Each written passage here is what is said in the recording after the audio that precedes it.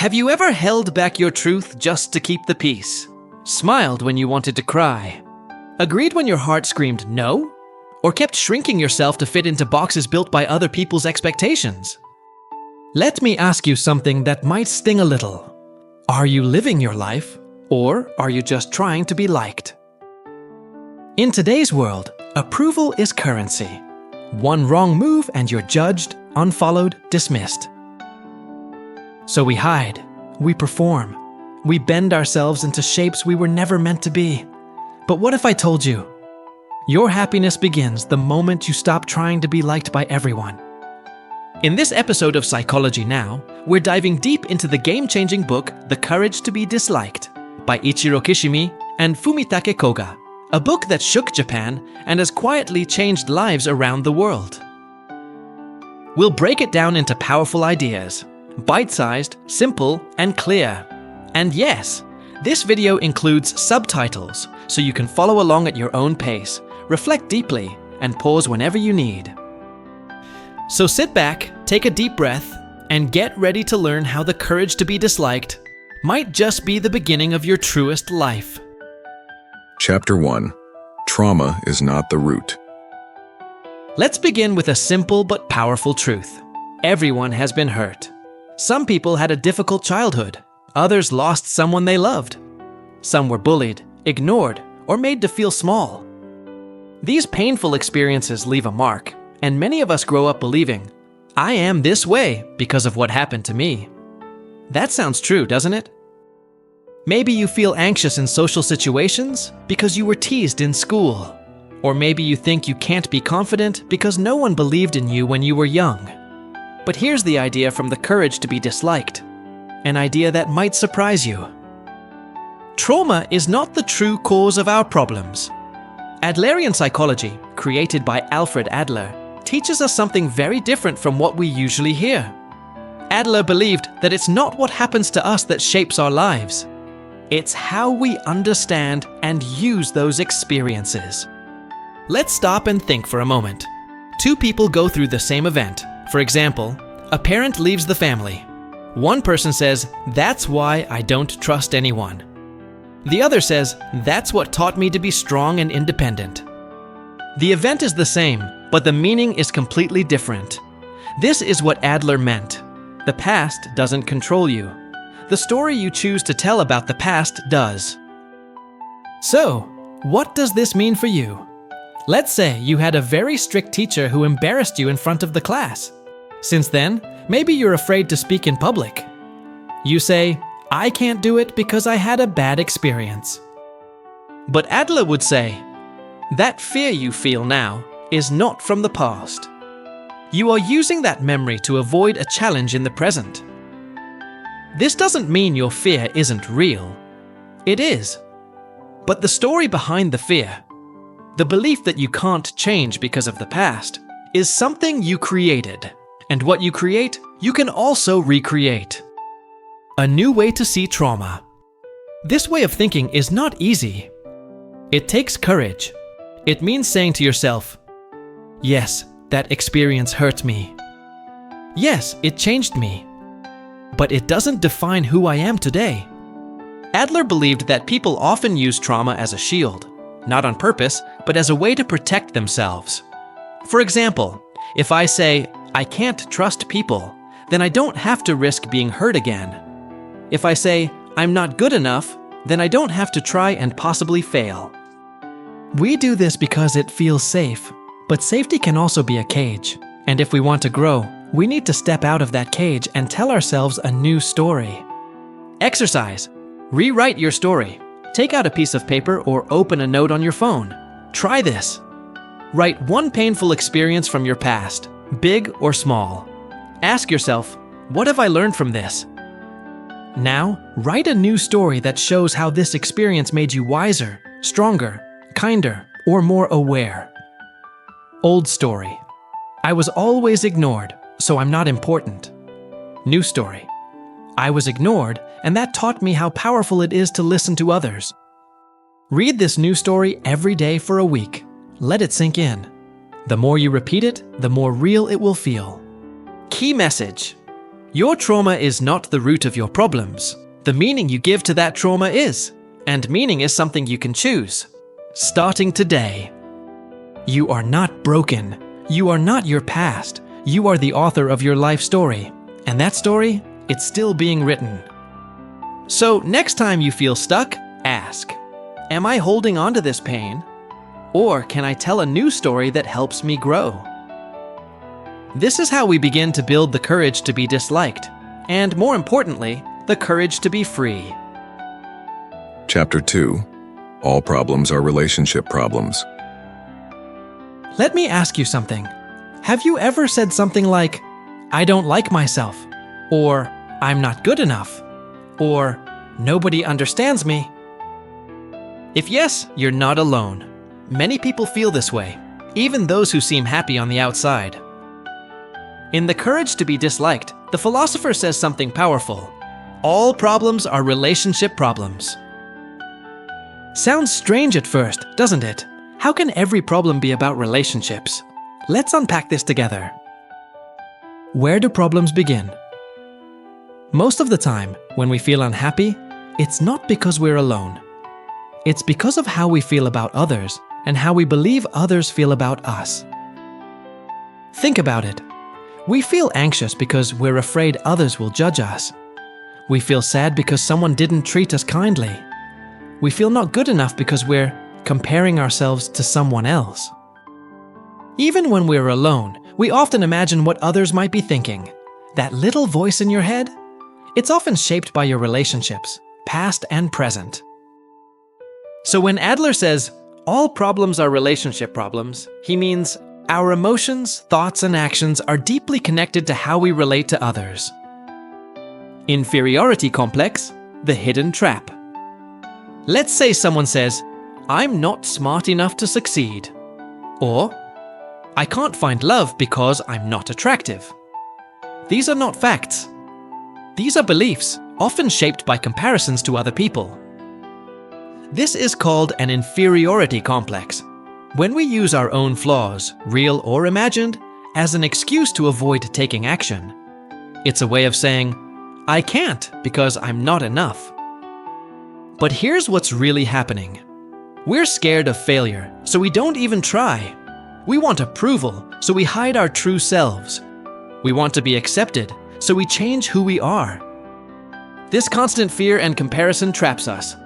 It stops us from living freely. Adler would say, you are not inferior. You are just comparing yourself too much. You can't avoid relationships. Some people think, maybe I'll just avoid everyone. If I stay alone, no one can judge me. But we can't live that way. Humans are social beings. We need relationships, not just for survival, but for joy, meaning, and growth. So what can we do? We change our relationships not by changing other people, but by changing how we think about those relationships. Change the way you relate. Here's something powerful. You don't need everyone to like you. You don't need to be better than others. You only need to stop comparing and start contributing. The truth is, you control your side of the relationship. You can choose to stop seeking constant approval. Accept that not everyone will agree with you. Understand that how people treat you says more about them than about you. That doesn't mean you let others hurt you, but it means you don't let their opinion define your worth. Try this simple practice. Think of one relationship that brings you stress. Ask yourself, am I trying to change them? Am I looking for their approval? Am I afraid of what they think of me? Now shift your thinking. How can I show up with kindness, honesty, and peace, no matter what they think or say? This puts the power back in your hands. Key message. Most of our inner struggles, doubt, fear, sadness, are tied to relationships. But the good news is, you don't have to fix other people to feel better. You only need to understand your role. Stop the comparison and stop trying to please everyone. When you stop chasing approval, something beautiful happens. You become free to be yourself, and real connections begin to form. You'll feel less pressure, less fear, less sadness. Instead of asking, "How do they see me?" you'll begin to ask, "How can I live truthfully and still be kind?" Remember, you can't avoid relationships, but you can stop letting them control your self-worth. And when you do, your emotional pain starts to heal. Chapter 3. Separation of tasks creates peace. Let's say someone in your life doesn't approve of your choices. Maybe they want you to study something different. Maybe they don't like how you dress, who you love, or what job you chose. You want to live your life your way, but deep inside, you feel guilty or scared to disappoint them. Why do we feel this way? It's because we believe we are responsible for other people's feelings, for their happiness, their comfort, and their approval. But the courage to be disliked teaches us something freeing and powerful. Separate the tasks. This means ask yourself, whose task is this? Mine or someone else's? Understanding tasks. A task is simply a responsibility, something you are in charge of. Let's take an example. Your task is to speak your truth kindly. Their task is to decide how they feel about it. You are not responsible for how someone reacts to your truth. You are only responsible for being honest and respectful. The moment you take on someone else's task, like trying to control their feelings, change their opinions, or make everyone happy, you become exhausted. You lose your own peace. How this looks in real life. You post something online and someone criticizes you. Your task: express yourself clearly. Their task? How they react. You choose a different career path than your parents want. Your task? Follow your values and do your best. Their task? Accept it or not. You offer someone help or advice. Your task? Give it with kindness. Their task? Whether they listen or not. This idea can feel hard at first, especially if you were raised to believe that making others happy is your duty, but it's not. And once you understand this, you'll feel a sense of relief. You'll stop trying to fix or control others, and instead focus on your own growth. What happens when you don't separate tasks? Let's be honest, most of us were taught to make our parents proud, to avoid disappointing others, to never say no, even when we want to. But what does this lead to? Burnout, resentment, a life that isn't really yours. You start making choices based on what others expect, not on what truly matters to you. Adlerian psychology says this clearly. Intervening in another person's task is an act of violence. That may sound harsh, but it means this.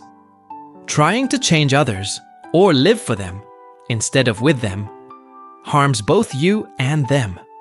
Why? Because you're not giving them the freedom to learn, grow, or even make mistakes. A simple practice to try. Write down a current situation that is bothering you. Ask, what part of this is my task? What part belongs to them? Release what is not yours. Here's an example. My friend is upset because I said no to something.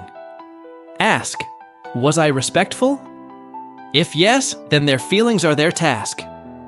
You do not need to feel guilty for having boundaries. A thought to remember. Trying to be liked by everyone is a full-time job, and it pays nothing. But understanding whose task is it gives you clarity. It frees you from guilt, pressure, and the constant need to be accepted. You begin to live more calmly. You start choosing what's right for you, not just what's comfortable for others. And strangely, people respect you more when you respect yourself. Key message: you are not responsible for how others feel about your choices. You are only responsible for the actions you take. Let go of the burden of living someone else's life, and trust that when you live with courage and kindness, the right people will understand and stay. Chapter 4. You are not the center of the world. Sometimes we feel lonely. Even when we're with people, friends, family, classmates, we feel alone, invisible, or misunderstood. Why does that happen? One reason might surprise you. It's because we secretly believe the world should care more about us. That may sound harsh, but it's actually something many of us do without noticing. We think, why didn't they notice I'm upset? Why aren't they replying to my message? Why don't they support my dreams? These thoughts often come from a hidden belief that we are the center, the most important part of the world. But here's the truth from Adlerian psychology. You are important, but you are not more important than anyone else. The problem with center thinking. When we believe we are the center of the world, we start to expect others to act a certain way for us. We think, my happiness depends on how they treat me. They should change so I can feel better. But that creates frustration, disappointment, and loneliness. Why? Because other people have their own lives, their own problems, their own thoughts, just like we do. If we expect them to think about us all the time, we will always be let down. The solution: a sense of community. Adler says the way to overcome this lonely, self-centered thinking is to develop a sense of community feeling. This means seeing yourself as one part of a big world, knowing that you're connected to others, but not more important than them. Ask, what can I give to this world? Instead of, what can I get from it?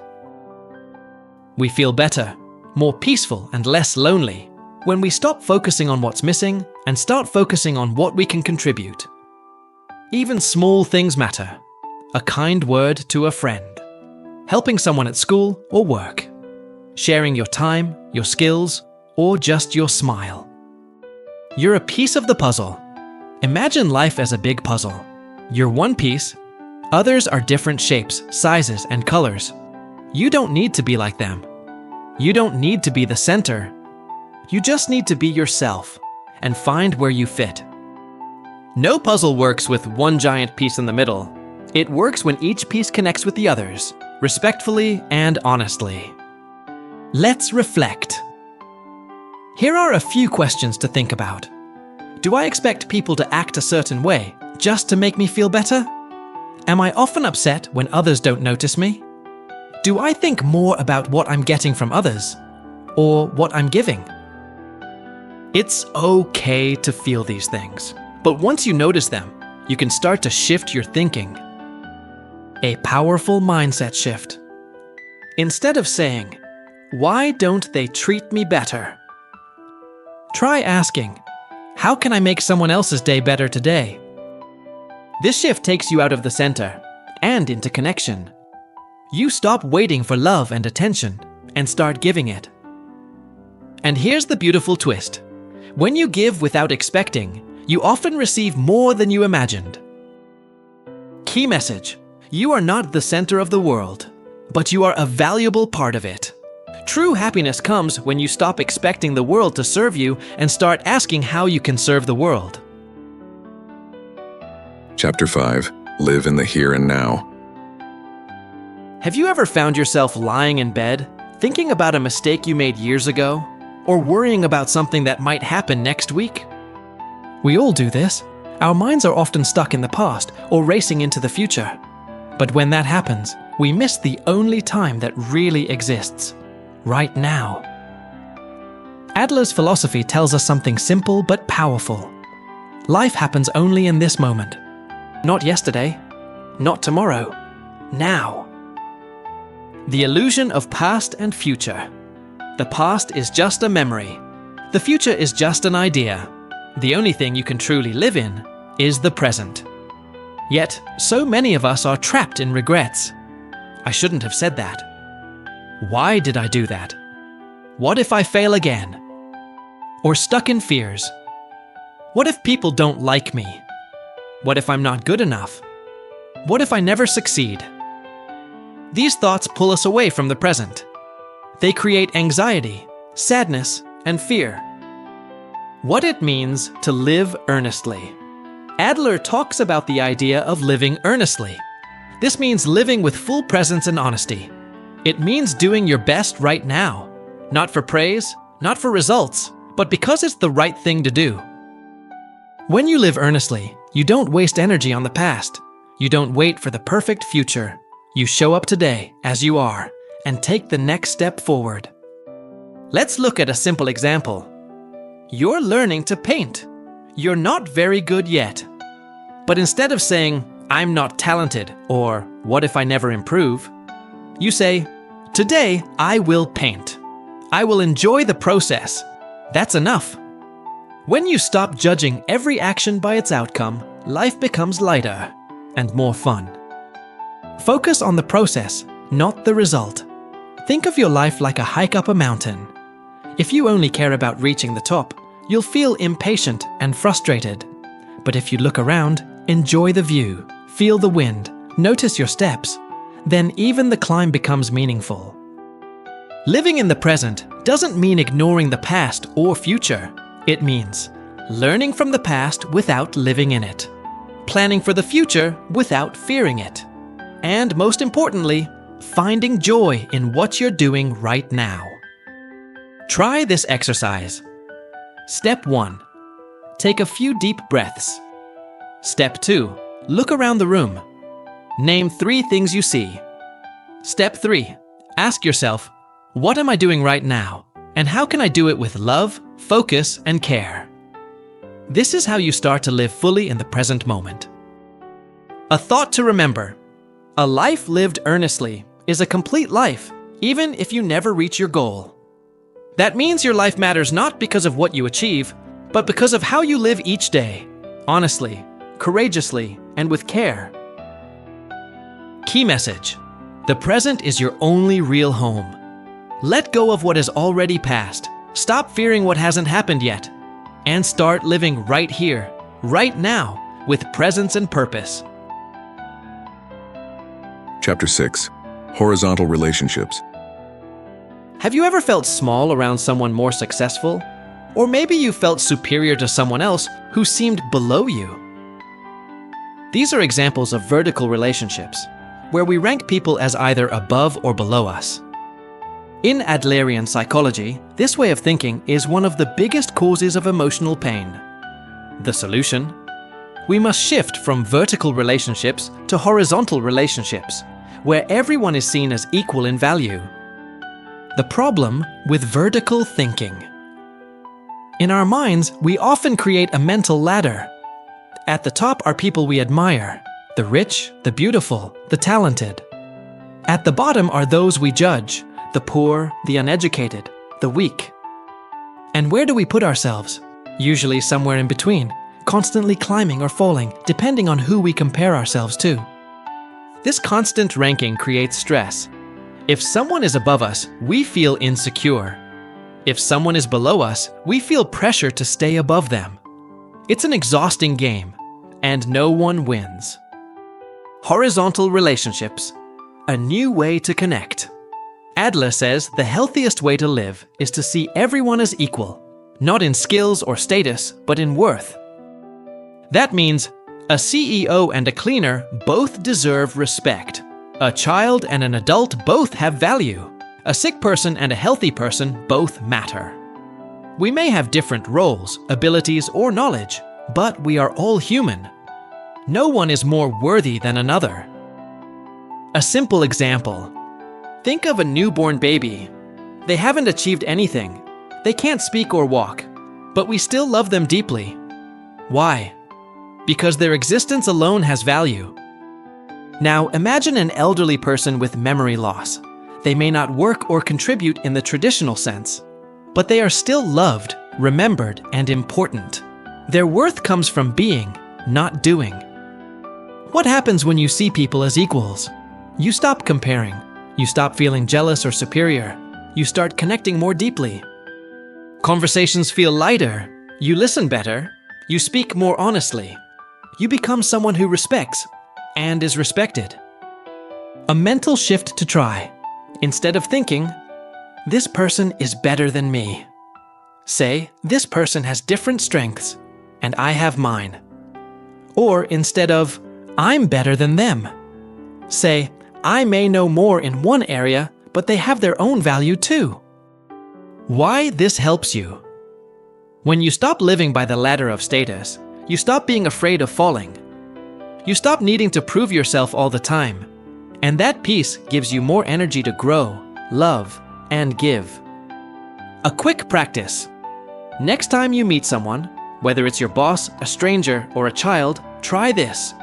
Look at them as an equal. Don't rank yourself higher or lower. Just connect. Notice how that changes the way you feel. Key message. When you see others as equals, you stop living in fear and start living in connection. No more ladders. Just people walking side by side. That's the heart of a horizontal relationship. Chapter 7. The Power of Contribution. What makes a life meaningful? Is it success? Fame? Money? Not according to Adler. He believed that the true key to happiness is contribution.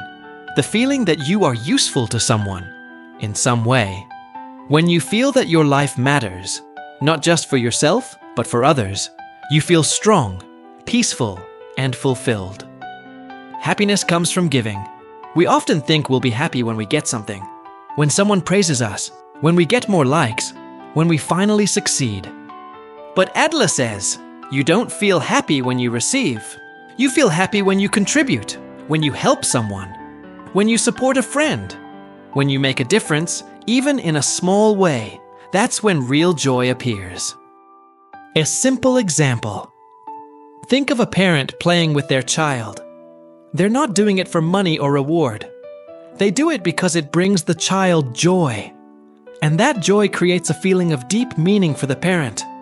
That is contribution, and it's something anyone can do, at any time. It's not about recognition. A big mistake we make is thinking our contribution has to be noticed to matter. We clean, work hard, support others, and feel upset when no one says, "Thank you." But Adler reminds us, the most powerful contributions are the ones we give without needing anything back, like a tree giving shade or a candle lighting a room. They give simply because they can. You are that candle, that tree. Your job is to shine and serve, even if no one claps. Your unique role. Contribution doesn't mean becoming famous or doing big things.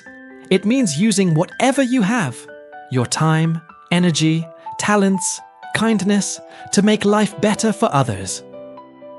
You might be good at listening when a friend is sad, fixing things around the house, cooking a meal, making someone laugh. These are all beautiful forms of contribution. Don't underestimate the small things. Often, the smallest acts leave the deepest impact. Yes, you grow when you give. Something magical happens when you contribute. You stop obsessing about yourself. You stop feeling stuck in your problems. You start feeling useful, and that builds confidence. Your life becomes less about what do I get and more about what can I give. And from that giving comes the very happiness you were chasing. Let's reflect. Ask yourself, what do I love giving to others? Where in my life do I already contribute? How can I give more without expecting anything in return? The answers will lead you toward a stronger, happier self. Key message. True happiness comes from knowing your life matters, because you choose to make it matter. You don't need to wait for recognition or rewards. Your contribution is your freedom. It's your power. And it's the gift that keeps giving, to others and to yourself. Chapter 8. You can choose a new life. One of the most powerful ideas in The Courage to be Disliked is this. You can choose a new life, starting today. You don't have to wait until next year. You don't need to fix everything first. You don't need anyone's permission. Right now, at this very moment, you have the power to choose a new way of thinking, living, and being. The power of a decision. Many people believe that change is slow, that you have to go through years of pain to become a new person. But Adler believed that true change begins with a single decision. It's the moment you say, I don't want to live like this anymore. I want to stop being afraid of people's opinions. I want to start living my truth. This decision might be quiet. It might be scary, but it's powerful. Because once you decide, your actions start to follow, and your new life begins. The past doesn't define you. Maybe you've made mistakes. Maybe you failed. Maybe people told you you'd never change. But those things are behind you. You are not your past. Why don't we change? One big reason is fear. Fear of the unknown. Fear of failure. Fear of losing the people who are used to the old version of us. You are who you choose to be now. Adler reminds us that we are not machines programmed by history. We are human beings with freedom. Freedom to change. Freedom to grow. Freedom to start again. Sometimes we stay in the same situation just because it feels familiar, not because it makes us happy.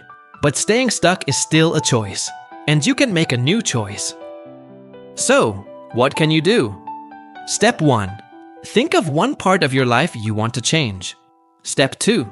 Ask yourself, what small action can I take today to start moving forward? Step 3. Take that step, even if it's tiny.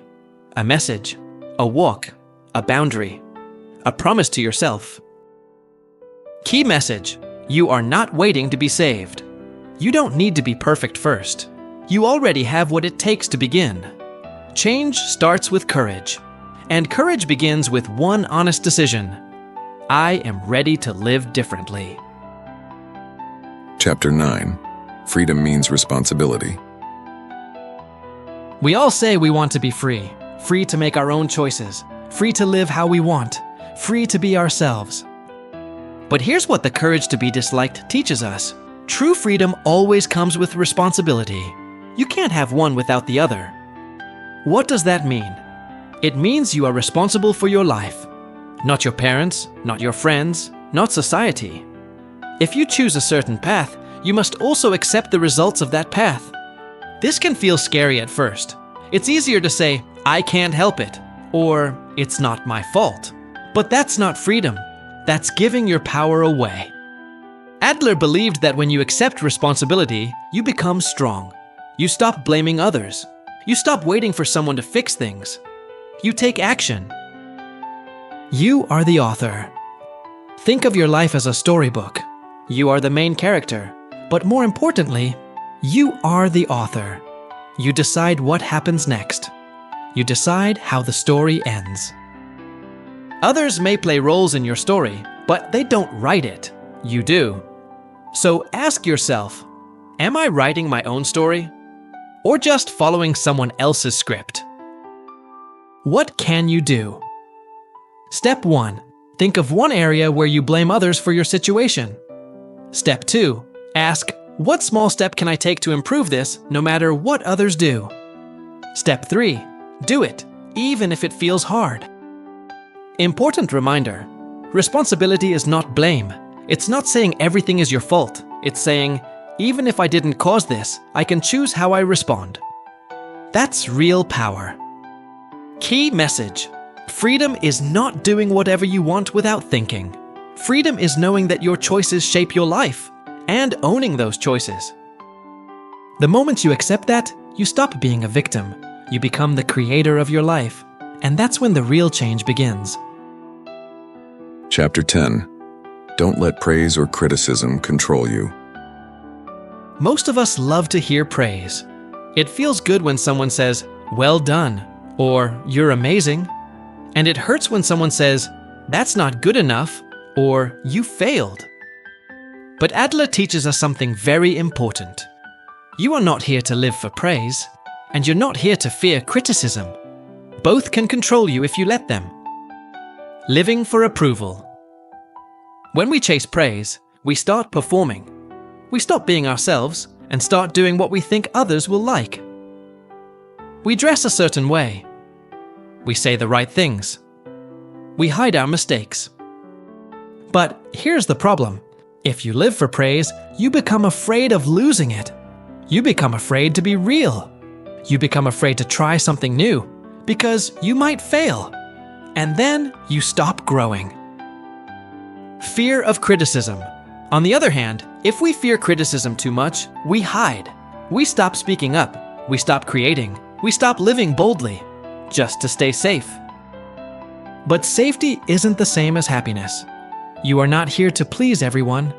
You are here to grow, learn, and live your truth. What's the solution?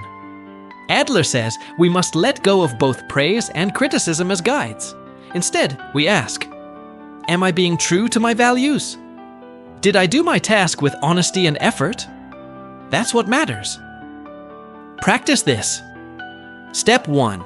Think of one thing you've been afraid to do because of others' opinions. Step 2. Ask yourself, what would I do if no one judged me? Step 3. Take one step in that direction, for your growth, not their applause. Key message: praise feels good. Criticism feels bad, but neither should decide how you live. Live by your own values. Judge your efforts by your honesty, not by someone else's reactions. That is how you find freedom. That is how you grow. Chapter 11. Encouragement over praise builds true confidence. We often think praise builds confidence, but Adler believed something different and incredibly powerful. Praise can create dependence. Encouragement creates independence. Let's break that down. The problem with praise. When you tell a child, "You're so smart," or "You're the best," what happens when they fail? They might think, if I'm smart, I shouldn't make mistakes. If I fail, maybe I'm not special anymore. Suddenly, their confidence is fragile, because it was built on external praise, not inner strength. What is encouragement? Encouragement focuses on effort, growth, and value, not comparison. Instead of, "You're the best in class," try, "I saw how hard you worked. That's something to be proud of." Instead of, "You're so talented," try, "You kept trying even when it got tough." That shows real strength. Encouragement teaches people to believe in themselves, not in others' approval. Encouragement in everyday life. Whether you're a parent, a teacher, or just a friend, you can choose to be someone who lifts others through encouragement. This builds confidence without arrogance, strength without fear, connection without control. Encouragement says, "You are capable. I see your effort. Keep going." That's far more powerful than praise alone. Try this. Step 1. Catch yourself when you want to praise someone. Step 2. Ask, am I praising their result or encouraging their effort? Step 3.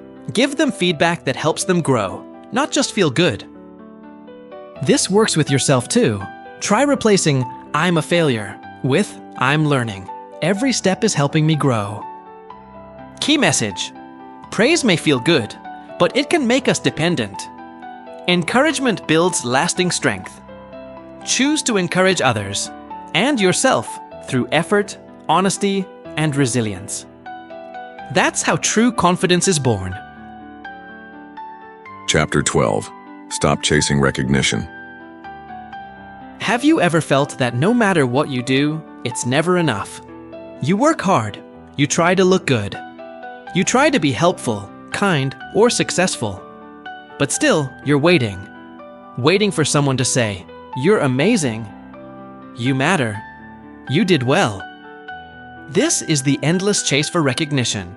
And Adler warns us, if your life is built on the need to be recognized, it will never feel like your own. The mask of recognition. Many people live behind a mask. They try to be the good student, the perfect partner, the funny one, the high achiever. Why? Not because they love those roles, but because they want others to notice them. They don't feel worthy on their own, so they become whatever earns applause. But here's the danger. If you live for recognition, you hand over the steering wheel of your life. You end up living someone else's dream, not yours. What to do? Instead, Adler offers a powerful alternative. Live a life of self-direction, not social approval. This means doing things because you believe in them. Choosing goals that feel meaningful, not just impressive. accepting that not everyone will understand, and being okay with that. Try this. Step 1. Think of something you've been working hard on. Step 2. Ask yourself, am I doing this to grow or just to be seen? Step 3. If the answer is to be seen, pause and reconnect with what you truly want. When you live with purpose, recognition becomes a bonus, not a need. Key message: you don't need a round of applause to prove your worth. You don't need constant approval to live a valuable life. You are already enough, even when no one is watching. Live your truth, and let recognition come naturally, if it does at all. Chapter 13. Self-worth comes from within, not comparison. Many people today feel insecure, anxious, or not good enough. They scroll through social media, see someone else's success, beauty, or lifestyle, and immediately start comparing. I'll never look like that. They're so far ahead of me. What's wrong with me? But Adlerian psychology reminds us of a simple, liberating truth. Your worth is not a competition. It's a constant. The danger of comparison. When we constantly compare ourselves to others, we feel inferior, lose confidence, stop trying. This is especially harmful because there's always someone better at something, smarter, richer, more popular. But here's the thing, you're not them, and you don't need to be. Self-worth is not measured externally. Your value doesn't increase when you get compliments. It doesn't decrease when others ignore you. Your worth is inherent. It exists just because you're alive. Adler even uses the example of a newborn baby. A baby has no skills, no achievements, no money, yet its worth is never questioned. The same goes for you. You don't have to earn worth. You just need to accept it. How to build inner worth. Step 1. Catch yourself when comparing and pause. Step 2. Say, they have their journey. I have mine. Step 3. Focus on your own growth, not someone else's path. Try this instead. I may not be where they are, but I'm moving forward at my own pace. Key message: comparison is a thief. It steals your joy, your focus, and your sense of progress. But self-worth? That's something no one can take from you, unless you give it away. You are already enough. Not because of how you compare, but because of who you are. Chapter 14. You don't need to fix everyone. It's natural to care about people. Your friends, your family, your partner. You want them to be happy. You want to help them succeed. You might even feel responsible when they're struggling. But Adler gives us an important reminder. You are not here to fix everyone. The hidden problem with overhelping. Sometimes trying to fix someone else's life can actually create more harm than good. Here's why. You might take away their chance to grow on their own. You might feel frustrated if they don't take your advice. You may start to feel drained and unappreciated. This happens a lot in relationships. A parent constantly correcting a child. A friend always offering advice, even when it's not asked for. A partner trying to change the other person for their own good. At first, it may look like love, but if you're trying to change them more than support them, it's no longer love, it's control. Growth comes from struggle. Adlerian psychology reminds us that real growth happens when people solve their own problems. You can support, you can encourage, but the journey must be theirs. If they fall, they learn. If they rise, they own it. How to respect growth boundaries. Key message: you are not responsible for everyone's happiness. And trying to fix others often distracts you from working on yourself. You can be a guide, a friend, a source of strength. But in the end, each person must walk their own path. Chapter 15. The courage to be disliked is the courage to be free. We've now reached the heart of this entire message, the title of the book, and the lesson that ties it all together. The courage to be disliked. What does that really mean? It means having the strength to live your truth, even when others might not agree. It means choosing a life of honesty over a life of constant approval seeking. It means being okay with the fact that not everyone will like you. And that's perfectly okay. Why do we try so hard to be liked? Let's be honest, most of us want to be liked. We want to fit in, to be accepted, to feel seen. But when that need becomes too strong, it starts to control us. We change how we act. We hide who we really are. We become afraid to speak up, take risks, or follow our own path. And worst of all, we start living someone else's life instead of our own. That's where unhappiness begins. What Adler teaches us. Adler says that to be truly free, to be truly happy, we must accept that not everyone will understand us, agree with us, or approve of us. And that's okay. When we stop needing everyone's approval, we gain something much better: the power to be ourselves. What does courage look like? Courage isn't always big and loud. Sometimes it looks like saying no to something that doesn't feel right, being quiet when others expect you to speak, choosing a path no one else is taking, standing up for what you believe, even if you're alone. That's courage. It doesn't mean you don't feel fear. It means you move forward even when you do. Freedom comes with responsibility. Adler doesn't tell us to ignore people or be selfish. He says, live your life with others, but don't live your life for others. There's a big difference. You can be kind without being controlled. You can care without trying to please everyone. You can love others while still being true to yourself. That's the balance. That's real freedom. What it feels like. When you finally stop trying to be liked by everyone, you feel lighter. You stop pretending. You begin to enjoy who you are. You attract people who love the real you, not the version you created to fit in. And yes, some people might walk away, but that's okay, because the ones who stay will be the ones who truly matter. Final reflection. Ask yourself, am I living in a way that's true to me? What fears are holding me back from being myself? What would change if I let go of the need to be liked? These questions may not have easy answers, but asking them is the first brave step. Key message: you don't need to be perfect. You don't need everyone to understand you. You just need the courage to be yourself. And that includes the courage to be disliked. Because once you gain that courage, you open the door to a life of peace, purpose, and deep, authentic joy. So here's the truth. You will be misunderstood. You will be judged. You will be disliked. But that's not a problem.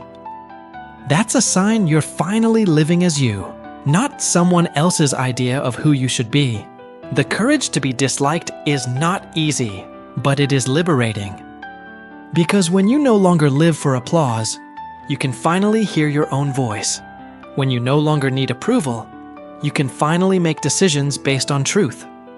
And when you stop chasing acceptance, you start attracting people who accept you, just as you are. Thank you for watching this episode of Psychology Now. If any part of this message moved you, even just one sentence, I invite you to share it with someone who needs it too. Drop a comment below.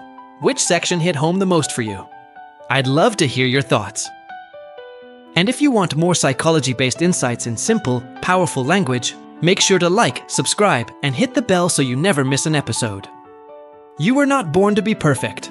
You were born to be real. Be yourself, bravely, fully, unapologetically. Until next time, think deeper, live better,